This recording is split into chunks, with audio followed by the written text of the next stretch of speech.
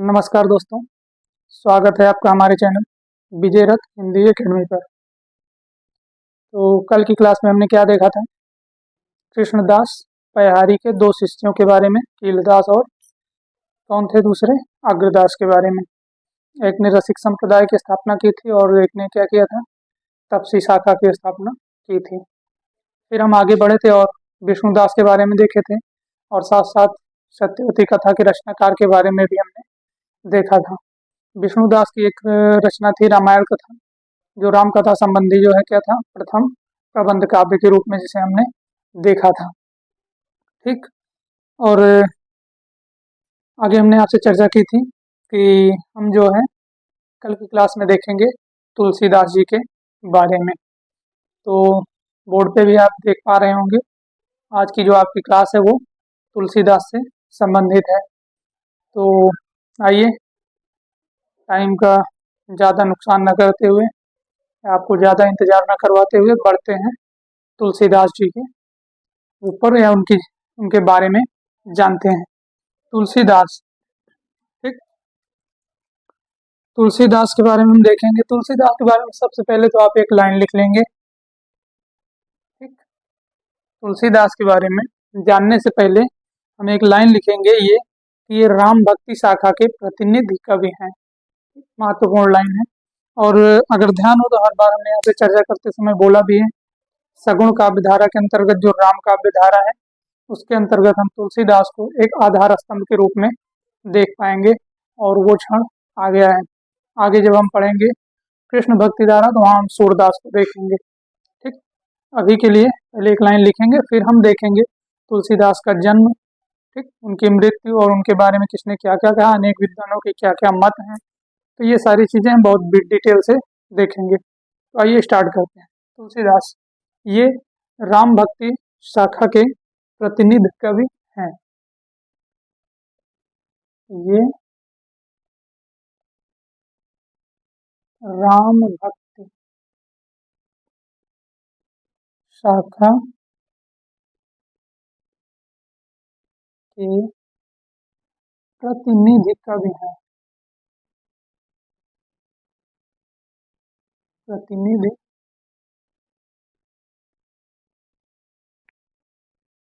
कवि हैं। ठीक। ये राम भक्ति शाखा के प्रतिनिधि कवि हैं। जन्म देखते हैं इनका कब है। जन्म इनका जो सर्वमान्य है, सबसे पहले तो वो हम देखेंगे 1532 ईस्वी। 1532 ईस्वी। अगर इसको हम संवत में देख लें तो 1589 ईस्वी हो जाएगा। संवत, संवत में देखना है 57 ऐड कर देंगे हम इसमें। ठीक। 1589 हो जाएगा संवत में। अच्छा, जन्म के बाद हम क्या देखेंगे? जन्म के बारे में पहले ये देख रहे हैं, ये तो सर्वमान्य है। यहाँ आप लिख देंगे क्या? सर्वमान्य। ये हमें याद रखना ही रखना है। देखते हैं इनके जन्म के बारे में। अन्य हमारे जो रचनाकार है ना, उन्होंने अपनी अपनी क्या क्या मान्यताएं दी, तो नोट कर लेंगे यहाँ पे। जन्म के बारे में ही हम देख रहे हैं ना, नोट करेंगे। नंबर एक, बेनी। नंबर एक डालेंगे आप, क्या है? संवत 1554। संवत 1554, ये किसकी मान्यता है? किसके बारे में हम देख रहे हैं? जन्म के बारे में। संवत 1554 ये माना है बेनी माधवदास एवं रघुवर दास। ये किसने माना है? बेनी माधवदास या बेनी माधव, इतना ही आप नोट करेंगे। बेनी माधव और कौन? रघुवर दास। रघुवर दास। ठीक। नंबर दो पे देखेंगे कितना माना है। संवत 1583। संवत 1583। ये किसकी मान्यता है? तो ये शिव सिंह सेंगर की मान्यता है। किसकी मान्यता है ये? नोट करेंगे हम, शिव सिंह सेंगर। शिव सिंह सेंगर। अगला देखेंगे हम नंबर 3 पे क्या है? संवत 1589। संवत 1589 ईस्वी बोल दे रहा हूँ, सॉरी गलती हो गई। संवत 1589 ईस्वी में चेंज करने के लिए 57 घटाना पड़ेगा और यही सर्वमान्य भी है। तो देखते हैं इसे किसने किसने माना है। तो ये मानते हैं पंडित राम गुलाम द्विवेदी। पंडित राम गुलाम द्विवेदी। और किसने माना है? पंडित राम गुलाम द्विवेदी। ग्रियर्सन। ग्रियर्सन ने तुलसीदास का जन्म कब माना है? संवत 1589 या 1532 ईस्वी में। और अंतः साक्ष्यों के आधार पर यह लिख लेंगे, अंतः साक्ष्य। अंतः साक्ष्य के आधार पर।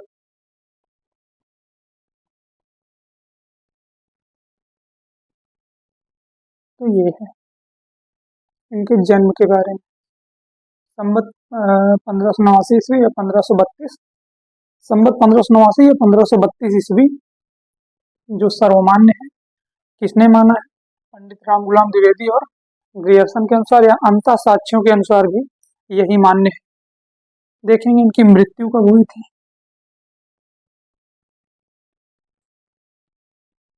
मृत्यु के बारे में हम देखेंगे। ये तो था जन्म। मृत्यु इनकी कब हुई थी? 1623 ईस्वी। 1623 ईस्वी या 1680। संवत कितना? 1680। संवत 1680 ये इनकी मृत्यु थी। अच्छा, इनके मृत्यु के बारे में एक दोहा भी प्रचलित है। दोहा कौन सा है? वो इसी से रिलेटेड है। अगर वो दोहा याद है तो मृत्यु को याद करने की जरूरत आपको नहीं पड़ेगी। दोहा है क्या है? संवत 1680 अस्सी गंग के तीर, श्रावण शुक्ला सप्तमी, तुलसी तजो शरीर। ठीक। और जो है शुक्ल जी क्या कहते हैं? श्रावण कृष्ण तीज सन। वही लास्ट लाइन बदल देते हैं, श्रावण कृष्ण तीज सन तुलसी तजो शरीर। खैर दोनों हम देख लेते हैं क्या है। संवत 1680 लिखेंगे आप। संवत 1680। संवत 1680 मतलब संवत 1680। 80 गंग के तीर। 80 गंग के तीर। गंग के तीर। श्रावण शुक्ला सप्तमी ये दिन बताया गया है। श्रावण मास शुक्ल पक्ष सप्तमी तिथि। श्रावण शुक्ला सप्तमी तुलसी तजो शरीर। क्या है? तुलसी तजो शरीर। तो यहाँ आप लिख देंगे मृत्यु संबंधी दोहा। मृत्यु संबंधी दोहा। ठीक। संवत 1680 80 गंग के तीर, श्रावण शुक्ला सप्तमी, तुलसी तजो शरीर। तो ये जो दोहा है किसका है? तुलसीदास का है। इनकी मृत्यु के संबंध में है यह। ठीक। बढ़ते हैं आगे। अच्छा, नोट लिख लेंगे आप शुक्ल के अनुसार। एक आप लिखेंगे नोट। नोट में लिखेंगे आप शुक्ल जी के अनुसार, शुक्ल जी के अनुसार सेकंड लाइन या सेकंड पंक्ति या दूसरी पंक्ति आप हिंदी में लिखना चाहें तो, इन्होंने क्या माना है दूसरी पंक्ति मतलब ये, इसमें इन्होंने बदलाव किया। क्या कहा इन्होंने? श्रावण कृष्णा तीज सन। क्या कहा इन्होंने? इन्होंने कहा श्रावण कृष्णा तीज सन, श्रावण कृष्णा तीज सन तुलसी तजो शरीर। तुलसी तजो शरीर। तो ये जो लाइन है ये कौन कहता है? ये शुक्ल जी कहते हैं। इनका मानना क्या है कि संवत 1680 ईस्वी गंग के तीर श्रावण कृष्णा तीज सन तुलसी तजो शरीर, ये इस तिथि में बदलाव करते हैं। उनका मानना है कि तिथि ये थी, बट जो प्रचलित है दोहा वो ये है श्रावण शुक्ला सप्तमी तुलसी तजो शरीर। आगे बढ़ते हैं और देखते हैं।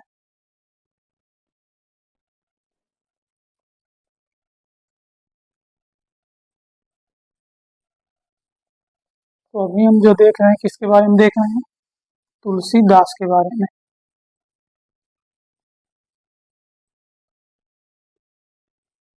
तुलसीदास के पिता का क्या नाम था?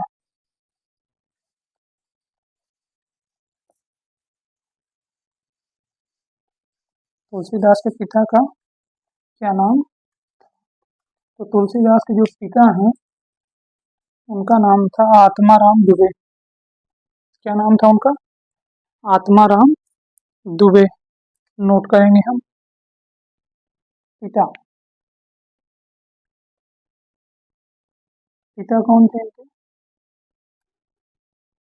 आत्माराम दुबे पिता थे इनके। माता कौन थी? आत्माराम दुबे और माता कौन थी? तुलसी। अगर आप ध्यान दे पाए तो इनका नाम क्या है जिसके बारे में पढ़ रहे हैं? तुलसी। माता कौन थी इनकी? तुलसी थी। पत्नी का क्या नाम था? ये भी हम देख लेंगे। पत्नी का नाम था इनकी रत्नावली। रत्नावली, जिसके बोलने से इन्हें वैराग्य हुआ था। खैर वो दोहा हम अभी आपको बताएंगे कि कौन सा था। अभी के लिए इतना जानिए, पत्नी का नाम क्या था? रत्नावली था। अच्छा, इनके शिक्षा गुरु कौन थे? शिक्षा गुरु, शिक्षा गुरु का नाम है इनके शेष सनातन। क्या है? शेष सनातन, ये इनके शिक्षा गुरु थे। दीक्षा गुरु कौन है? दीक्षा किससे ली थी इन्होंने? दीक्षा गुरु, शिक्षा गुरु इनके अलग हैं और दीक्षा गुरु इनके अलग है। नरहरयानंद, नरहरयानंद, ये कौन है इनके? दीक्षा गुरु हैं, ठीक। अच्छा, भक्ति भावना कैसी थी इनकी? भक्ति भावना से पहले हम ये देखेंगे, एक नोट लिख लेंगे यहीं पे, क्योंकि ये इन्हें दीक्षा गुरु से संबंधित है। शुक्ल ने नरहरयानंद नरहरिदास को तुलसी का गुरु स्वीकार नहीं किया। शुक्ल जी ने नरहरिदास या नरहरयानंद, नरहरिदास, इन्हीं नरहरयानंद का नाम है नरहरिदास। आप लगा के लिख लेंगे आप, नरहरयानंद। शुक्ल जी ने नरहरिदास या नरहरयानंद को तुलसी के गुरु रूप में स्वीकार नहीं किया।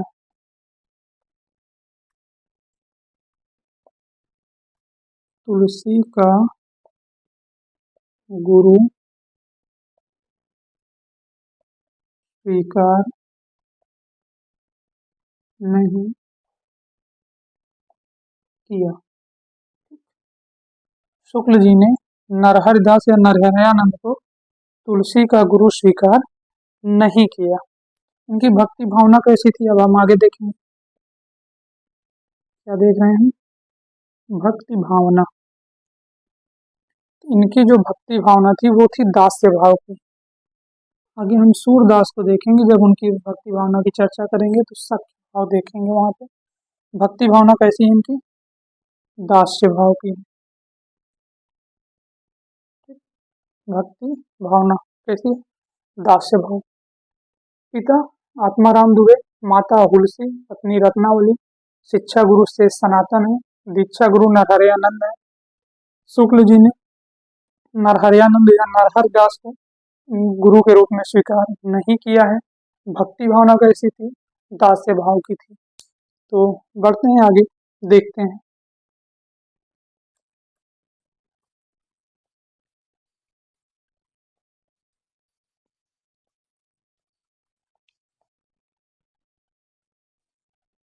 आगे हम हेडिंग डालेंगे एक जन्म स्थान। इनके जन्म स्थान के विषय में मतभेद है, इसलिए हम जन्म स्थान हेडिंग का डाल के फिर देखते हैं किसने क्या क्या माना है। जन्म स्थान नंबर एक क्या? सूकर खेत। सूकर खेत, ये जो सूकर खेत है यह सोरो और जिला एटा में पड़ता है। कहाँ पड़ता है? एटा जिले में। सोरो एटा लिखना चाहिए, बट ये एक जिला, डिस्ट्रिक्ट क्या है? एटा। सूकर खेत, देखते हैं कि सूकर खेत के बारे में किन किन विद्वानों ने अपने मत प्रस्तुत किए हैं कि तुलसी का जो जन्म है वो सूकर खेत में हुआ है। तो आइए देखते हैं। लाला सीताराम, लाला सीताराम, और कौन है? गौरी शंकर द्विवेदी। गौरी शंकर द्विवेदी, इनका क्या मानना है? सूकर खेत में इनका जन्म हुआ। हजारी प्रसाद द्विवेदी, हजारी प्रसाद द्विवेदी, शॉर्ट में हमने लिखा है, आप पूरा नाम नोट कर लेंगे। लाला सीताराम, गौरी शंकर द्विवेदी, हजारी प्रसाद द्विवेदी, राम नरेश त्रिपाठी, राम नरेश त्रिपाठी, और कौन है? राम नरेश त्रिपाठी, रामदत्त भारद्वाज, रामदत्त भारद्वाज, और लास्ट कौन है? गणपत चंद्र गुप्त।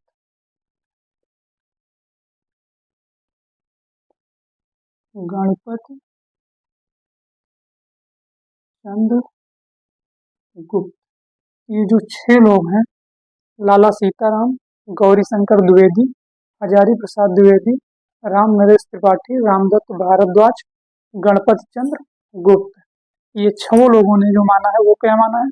सूकर खेत को माना है। खैर, इनके बारे में एक जो ट्रिक बनाया है वो ट्रिक आप लोगों को दे देता हूँ, शायद आपको आसान हो जाए, और अगर वो अच्छी ना लगे तो आप अपनी भी ट्रिक बना सकते हैं।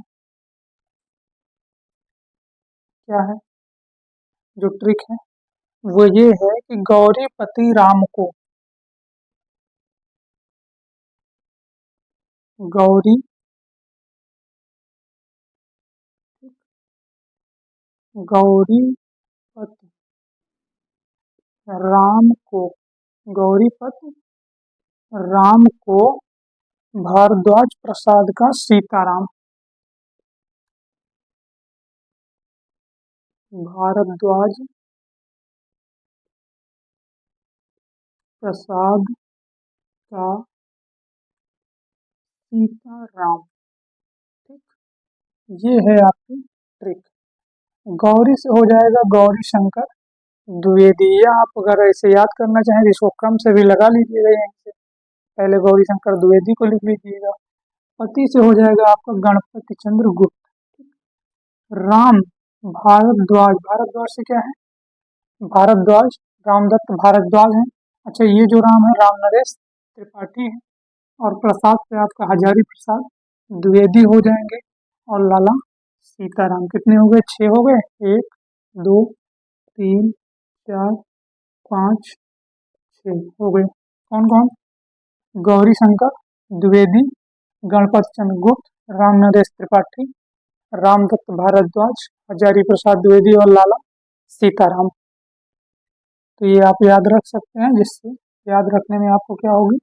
आसानी होगी। सूकर खेत किसने किसने माना है? गौरीपति राम को, भरद्वाज प्रसाद का सीताराम। इन्होंने क्या माना है? सूकर खेत को इनका जन्म माना है। नंबर 2 हम देखेंगे। दूसरे पे क्या है? राजापुर। कुछ विद्वानों का मत क्या है? खैर, अगर राजापुर के बारे में आप ध्यान दें तो भाई जिसने सूकर खेत नहीं माना है उनका मत अगर पूछे तो सीधी सी बात है राजापुर। बट ये है कि जानना जरूरी है, कभी आपको दे देगा कि राजापुर किसने माना है। तो राजापुर कहाँ पड़ता है? ये राजापुर आप अपने यहाँ अगर कोई आसपास हो तो मत समझ लीजिएगा। जिला बांदा, जिला बांदा, बांदा डिस्ट्रिक्ट में ये पड़ता है राजापुर, एक स्थान है। ये मान्यता किसकी है? बेनी माधव दास, बेनी माधव दास। क्या मान्यता है इनकी? कि इनका जन्म राजापुर हुआ। और किसने माना? महात्मा रघुवर दास, महात्मा रघुवर दास, महात्मा रघुवर दास। और कौन है? शिव सिंह सेंगर,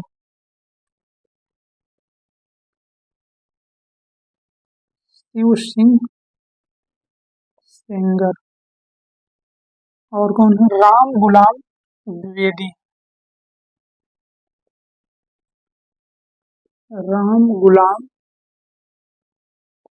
द्विवेदी, राम गुलाम द्विवेदी। और कौन है? रामचंद्र शुक्ल, रामचंद्र शुक्ल। कितने लोग हो गए? 3 2 5। ये 5 लोगों की क्या मान्यता है? राजापुर। इनका मानना है कि तुलसीदास का जो जन्म स्थान है वो राजापुर है। राम गुलाम द्विवेदी, रामचंद्र शुक्ल, शिव सिंह सेंगर, बेनी माधव, रघुवर दास। ये 5 लोगों की। अच्छा, इनके बारे में भी आप ट्रिक देख लेंगे। क्या है ट्रिक? माधव रघुवर शिव, माधव रघुवर शिव, माधव रघुवर शिव सभी राम के गुलाम, सभी राम के गुलाम। ठीक। माधव रघुवर शिव सभी राम के गुलाम। देखते हैं। माधव दास, रघुवर दास, शिव सिंह सेंगर, राम गुलाम द्विवेदी, रामचंद्र शुक्ल और गुलाम से राम गुलाम द्विवेदी हैं। तो ये हो गए माधव दास, रघुवर दास, शिव सिंह सेंगर, रामचंद्र शुक्ल, राम गुलाम द्विवेदी। तो ये इनकी मान्यता है कि राजापुर में इनका जन्म हुआ था, तुलसीदास का। बढ़ते हैं हम आगे। अच्छा, आगे बढ़ने से पहले यहीं पे देख लेते हैं इनके मित्र कौन कौन से थे। अगले पेज पे हम देखेंगे। जन्म स्थान के बारे में बस इतना ही था। सूकर खेत किसने माना? गौरीपति राम को, भरद्वाज प्रसाद का सीताराम। अगर इतना याद है तो आपको जब ऑप्शन मिलेगा तो वहां आप जरूर टिक कर लेंगे।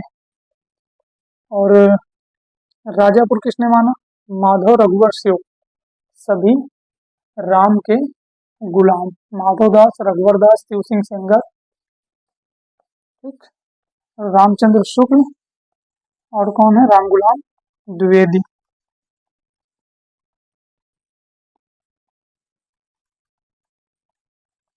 अब हम देखेंगे मित्रों में कौन कौन थे तुलसीदास के मित्र। मित्रों के बारे में हम देख लेंगे। पहले तो रहीम दास इनके मित्र थे, या अब्दुल रहीम खान खाना रहीम, ये कौन थे? इनके मित्र थे। नाभा दास, ये भी इनके मित्रों में आते हैं। नाभा दास। और कौन है? टोडरमल, जो इनके महत्वपूर्ण हैं, जो इनके खास मित्र थे, उनका नाम हम देख रहे हैं। रहीम दास, नाभा दास, टोडरमल, महाराज मानसिंह। महाराज मानसिंह, महाराज मानसिंह। और कौन है? मधुसूदन सरस्वती,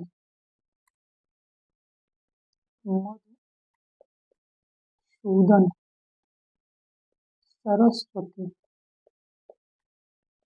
ये कौन थे?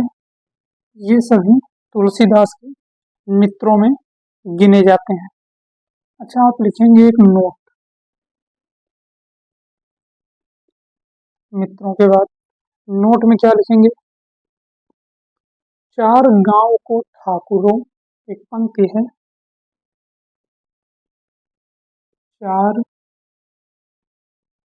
गांव को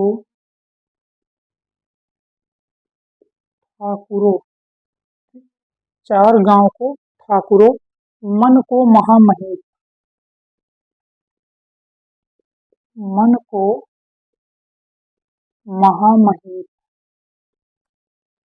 चार गांव को ठाकुरों, मन को महामहिम, तुलसी या कलिकाल में। अगली लाइन है, तुलसी या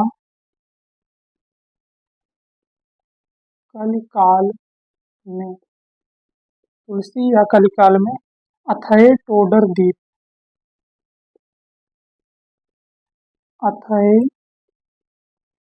टोडर दीप, अथय टोडर दीप। ये जो पंक्ति है, ये टोडरमल की मृत्यु पर लिखी गई थी, और तुलसी ने ही लिखा था, इसीलिए हम इसे यहाँ दे रहे हैं, क्योंकि यहीं पे आपको पता चल गया टोडरमल कौन थे, मित्र थे। तो इनकी मृत्यु से संबंधित जो पंक्ति तुलसीदास ने लिखी है, वो हम यहीं पे आपको उपलब्ध करा दे रहे हैं। अठे टोडर दीप। आगे लिखेंगे राम धाम टोडर गए। क्या है? राम धाम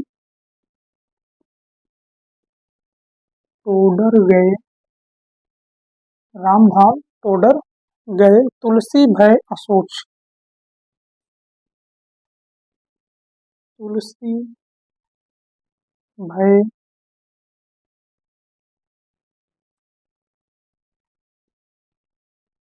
असोच, राम धाम टोडर गए, तुलसी भय असोच, जियबो गीत पुनीत बिन, जियबो, जियबो गीत पुनीत बिन, जियबो गीत पुनीत बिनु, यह जान संकोच, यह जान संकोच।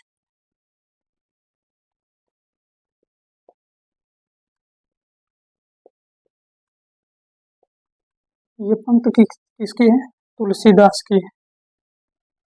तो लिखेंगे आप टोडर की मृत्यु पर तुलसी द्वारा रचित, टोडर की मृत्यु पर तुलसी द्वारा रचित। क्या लिखा तुलसीदास ने? टोडर दास कौन थे? इनके परम मित्रों में आते हैं रहीम दास, नाभा दास, टोडर दास या टोडरमल, मधुसूदन सरस्वती, ये सब। ठीक। महाराज मानसिंह। तो टोडर की जब मृत्यु होती है, तो उस समय तुलसीदास एक दोहा लिखते हैं। क्या लिखते हैं? चार गांव को ठाकुरों, मन को महामहिम, चार गांव को ठाकुरों, मन को महामहिम, तुलसी या कलिकाल में अथय टोडर दीप। फिर क्या कहा इन्होंने? राम धाम टोडर गए, तुलसी भय असोच। राम धाम टोडर गए तुलसी भय असोच। और अगली लाइन है जियबो गीत पुनीत बिन, जियबो गीत पुनीत बिन यह जान संकोच। ये पंक्ति किसकी है? तुलसीदास की है। नंबर 2, ये नोट पे नंबर 1 था। अब हम अगला देखेंगे नंबर 2, रहीम द्वारा तुलसी के संदर्भ में रचित दोहा देख लेंगे हम यहीं पे। क्या लिखेंगे? पहले हम दोहा ही लिख लेते हैं, जो ये चल रही है श्रृंखला इसी पे चलते देते हैं। सुरती नरती नागती, सुरती नरती, सुरती नरती नागती, सुरती नरती नागती सब चाहत अस होए। क्या है? सब चाहत अस होए, सब चाहत अस होए।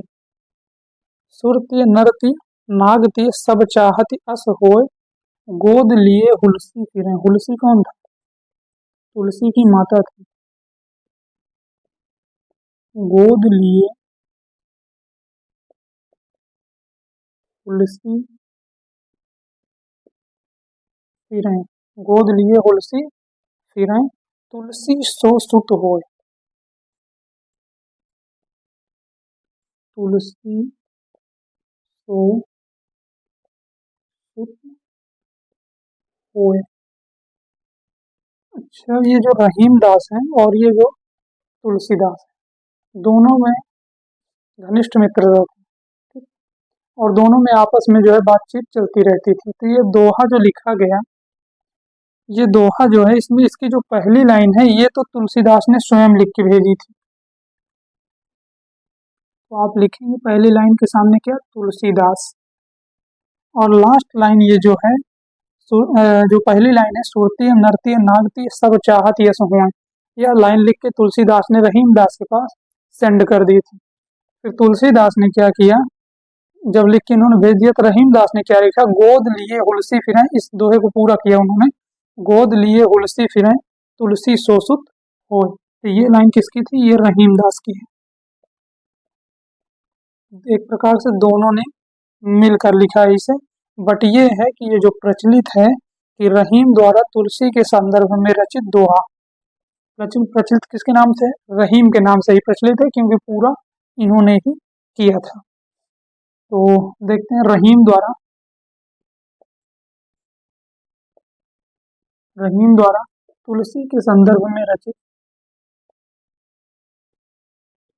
तुलसी के संदर्भ में रचित दोहा। ये रहीम द्वारा तुलसी के संदर्भ में रचित दोहा। तो ये था। बढ़ते हैं आगे। अब हम देखेंगे तुलसी की गुरु परंपरा। एक बार रिपीट कर लेते हैं।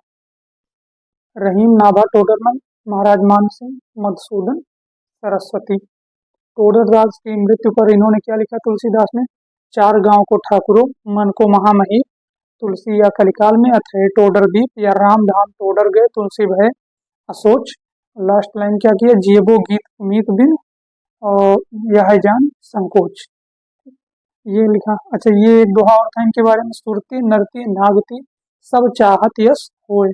किसने कहा? तुलसीदास ने। ये दोहा लिख के रहीम दास के पास, अपने मित्र के पास भेज दिया। तो अंतिम लाइन रहीम दास ने लिखकर दोहे की पूर्ति की कि गोद लिए हुलसी फिरें तुलसी सो सुत होए। तो दोनों ने मिलकर लिखा, बट ये जो दोहा है ये रहीम दास के नाम से प्रचलित है। कहा जाता है कि रहीम दास ही जो है ये दोहा लिखे हैं तुलसीदास के संदर्भ में। आगे बढ़ते हैं।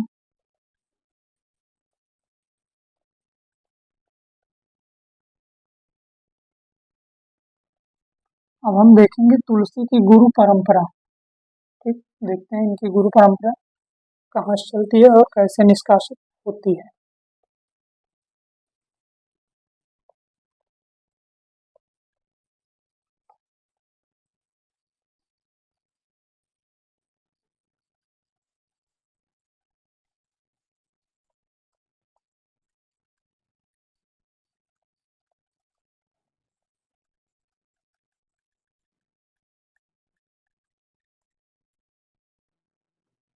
तो हम क्या देखेंगे, हेडिंग डालेंगे आप गुरु परंपरा या तुलसी की गुरु परंपरा, जो आपको हेडिंग में लिखना हो लिख सकते हैं। इनकी गुरु परंपरा कहाँ से, पहले आप चलेंगे नंबर 1 कौन, राघवानंद। राघवानंद, फिर कौन था, राघवानंद के शिष्य रामानंद थे। रामानंद, रामानंद के शिष्य कौन थे, अनंतानंद। हमने पहले भी देखा है, जब रामानंद को हम पढ़ रहे थे, जब कृष्णदास पयहारी से चर्चा की थी हमने कि ये 5वीं पीढ़ी हम देख रहे हैं, जब द्वारिकादास पे पहुंचे थे, है ना। अनंतानंद, फिर कौन है, अनंतानंद के एक शिष्य थे नरहरयानंद। नरहरयानंद, या इन्हीं को नरहरिदास भी कहा जाता है, नरहरिदास। और अगर आपको याद हो तो अभी अभी हमने पढ़ा था कि तुलसीदास के जो गुरु हैं वो नरहरयानंद है। फिर कौन था, तुलसी।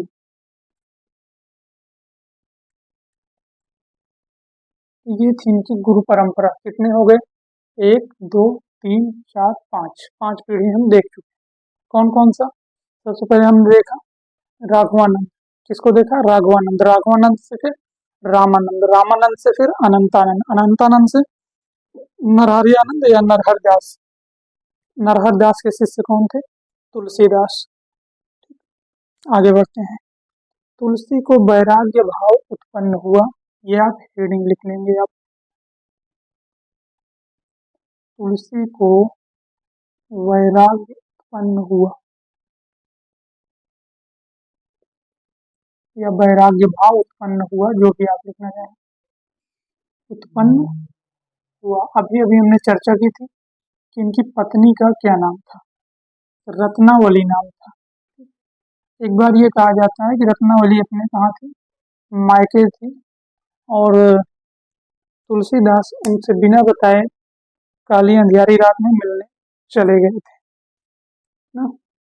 तो ये हुआ कि रत्नावली ने दोहा बोला था इनके बारे में। क्या बोला था, अस्थि चर्ममय देह मम, तामे जैसी पीठ, ऐसी जो, क्या था, ऐसी तैसी जो श्री राम न होत न तो भवभीत। यानी इस चमड़े से, हड्डियों से, इस नश्वर शरीर से आपने जितना प्रेम किया, अगर इतना भगवान से कर लेते तो आप इस भव सागर से पार हो जाते हैं। तो वहीं से इनको वैराग्य भाव उत्पन्न होता है। खैर, देखते हैं आगे हम पूरा दोहा क्या था। तो लिखेंगे, लाज न लागत आपको, रत्नावली का कथन है ये, लाज न लागत, आगे हम लिखवाएंगे किसका है, अभी आप ये नोट कीजिए, लाज न लागत आपको, यानी आपको शर्म नहीं आ रही है, दौरे आया हूँ साथ, दौरे आए हूँ यानी दौड़ कर आप आए हैं मेरे पास, दौरे साथ के लिए, है ना, दौरे आया हूँ साथ। धिक धिक ऐसे प्रेम को,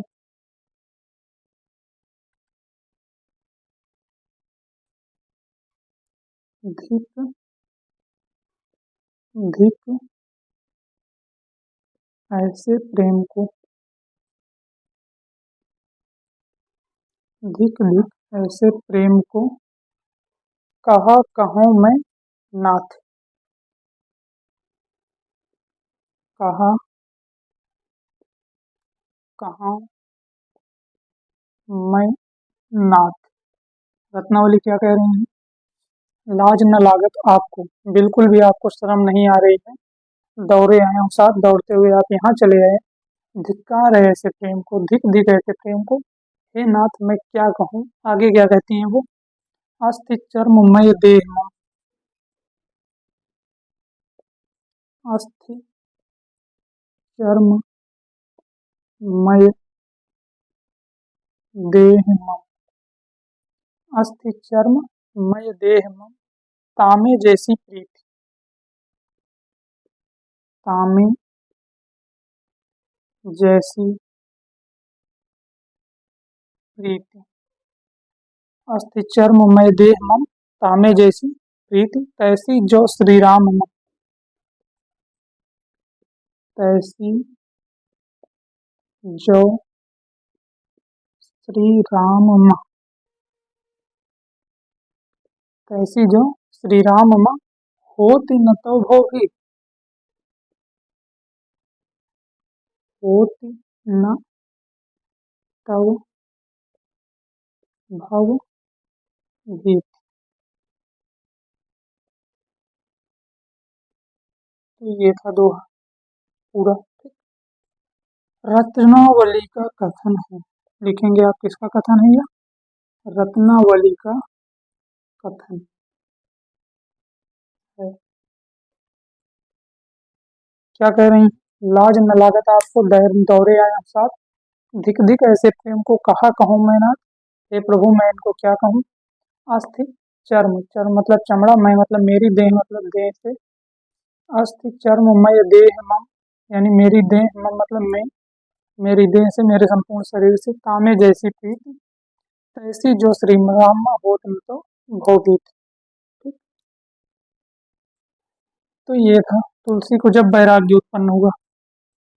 अब आगे हम देखेंगे तुलसीदास के बारे में अन्य बिंदुओं को, या आप हेडिंग डाल सकते हैं अन्य महत्वपूर्ण बिंदु। ठीक, तो फिर हम बढ़ेंगे आगे। खैर नए पेज से देखते हैं।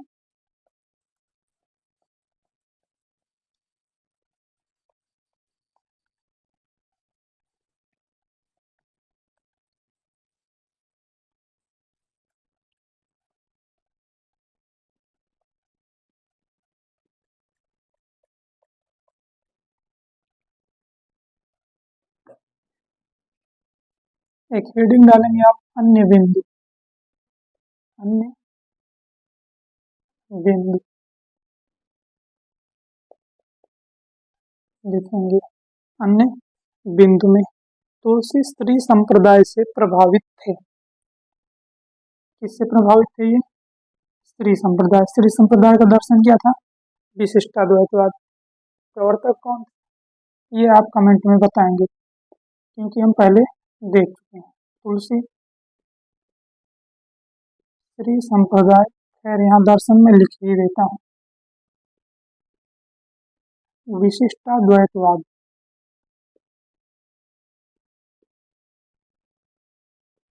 तुलसी किससे? स्त्री संप्रदाय से प्रभावित थे।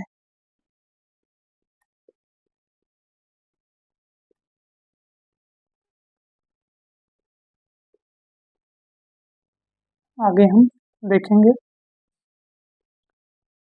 तुलसी को स्मार्त वैष्णव माना। किसने माना? आगे बताते हैं। तुलसी को क्या माना है? स्मार्त वैष्णव माना। शुक्ल जी की मान्यता है ये। शुक्ल जी तुलसीदास को स्मार्त वैष्णव मानते हैं। ठीक, क्या मानते हैं? स्मार्त वैष्णव। अच्छा, ये स्मार्त वैष्णव कौन है? स्मार्त होता कौन है ये? किसे कहेंगे आप स्मार्त?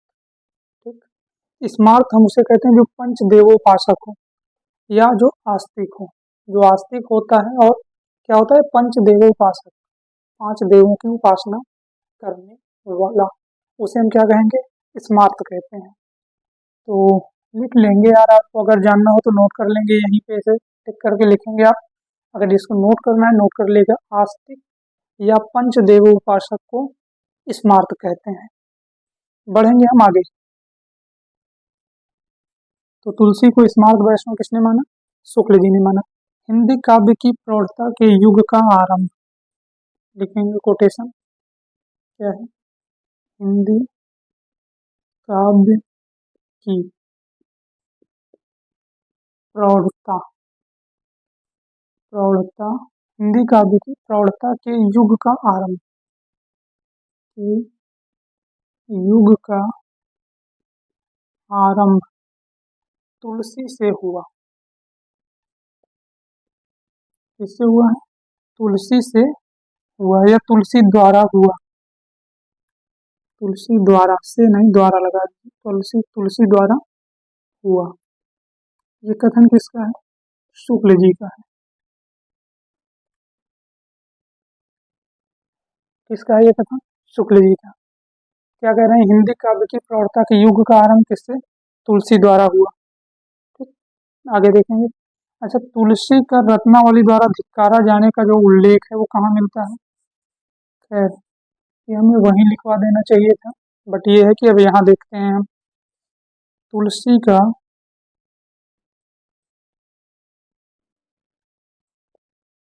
रत्नावली द्वारा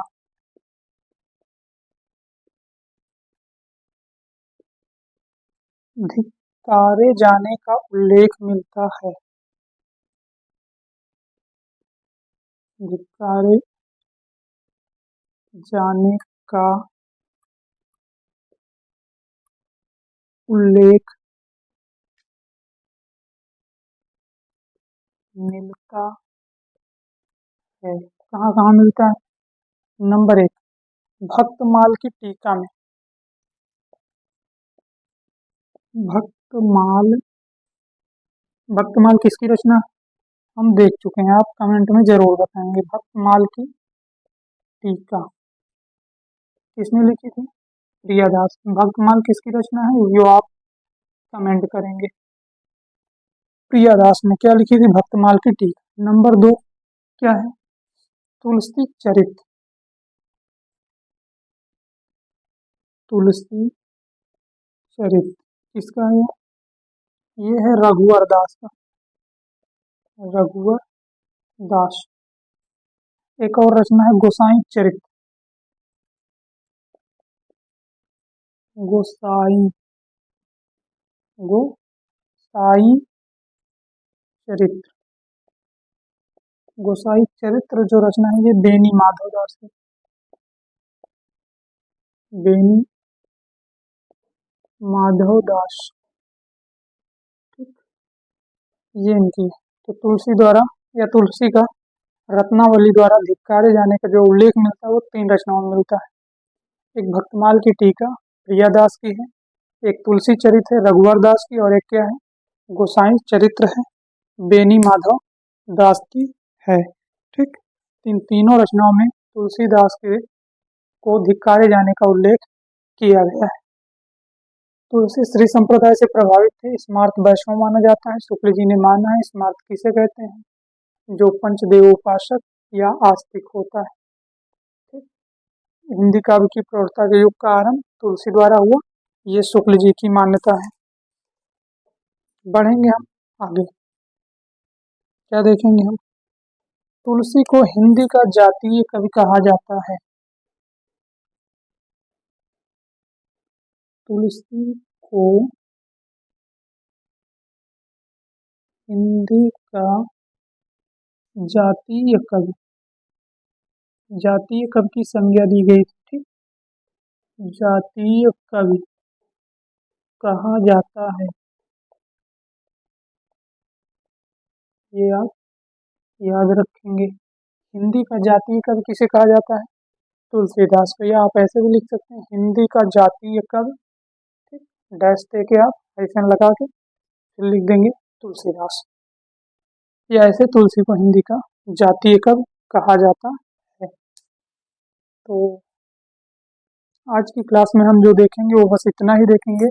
और अभी लगभग तुलसीदास के बारे में एक क्लास क्या लग रहा है, या 2 क्लास लेके आनी पड़ेगी, है ना। क्लासेज लंबी हैं, वैसे कोशिश करेंगे कि अगली क्लास में पूरा समाप्त कर दें तुलसीदास को। तो आज के लिए बस इतना ही, एक बार रिपीट कर लेते हैं। तुलसी श्री संप्रदाय से प्रभावित थे, स्मार्त वैष्णव शुक्ल जी ने माना। शुक्ल जी का कथन क्या है कि इन्हें हिंदी काव्य की प्रौढ़ता का युग कहा जाता है, तुलसी द्वारा हुआ। हिंदी काव्य की प्रौढ़ता के युग का आरंभ तुलसीदास के द्वारा हुआ। ठीक, तुलसीदास को धिक्कारे जाने का जो उल्लेख मिलता है 3 रचनाओं में मिलता है। भक्तमाल की टीका में मिलता है, गोसाई चरित्र में मिलता है, और एक कौन सी थी? तुलसी चरित है, उसमें मिलता है। इन्हें हिंदी का जातीय कवि भी कहा जाता है। तो ये था पूरा, तो नोट करना है, आप नोट कर लें। तो आज के लिए बस इतना ही, बाकी मिलेंगे आपसे अगली वीडियो में। और तुलसीदास के बारे में जो भी जानकारी आपको उपलब्ध कराई जा रही है वो कैसी लगी, ये आप कमेंट में ज़रूर हमें बताएंगे।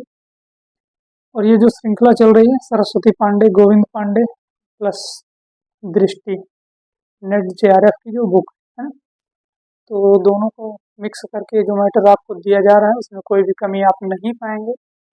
तो आप एक विश्वास दिखाएं और वीडियो को ज़्यादा से ज़्यादा शेयर करें। मिलते हैं आपसे कल, तब तक के लिए लेंगे आपसे विदा। धन्यवाद।